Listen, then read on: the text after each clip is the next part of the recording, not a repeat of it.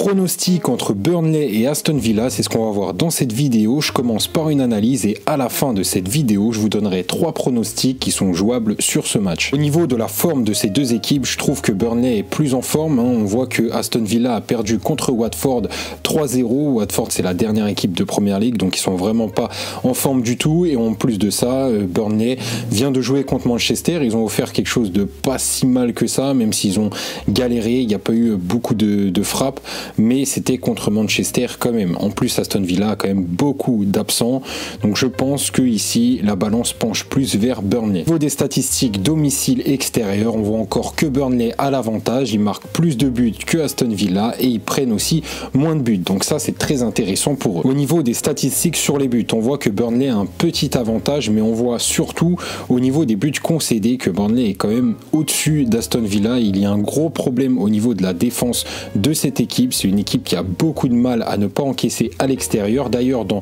tous ces matchs à l'extérieur, ils ont laissé passer au moins un but.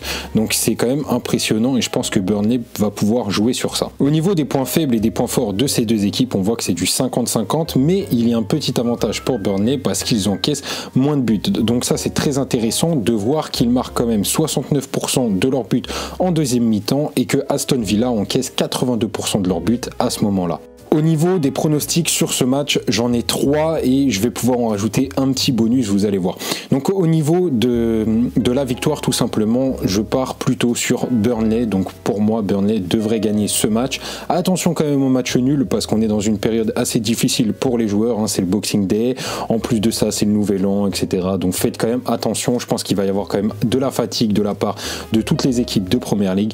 Donc ça, il faut quand même le prendre en compte. Le deuxième pari, ça serait que Burnley marque au moins un but en deuxième mi-temps, c'est coté à 1,44 et ça c'est connecté un petit peu au pari bonus qui serait que la deuxième mi-temps serait la plus avantageuse au niveau des buts pour Burnley. Ça voudrait dire qu'il marque plus de buts en deuxième mi-temps qu'en première mi-temps. Donc au niveau des statistiques, c'est faisable et c'est extrêmement bien coté à 2,17. Mais là par contre, vous prenez quand même plus de risques, il faut le prendre en compte. Au niveau des buteurs, je pars sur une double chance Wood ou Barnes, donc c'est coté à 1,35 et là c'est les deux buteurs de Burnley, donc je pense que c'est jouable.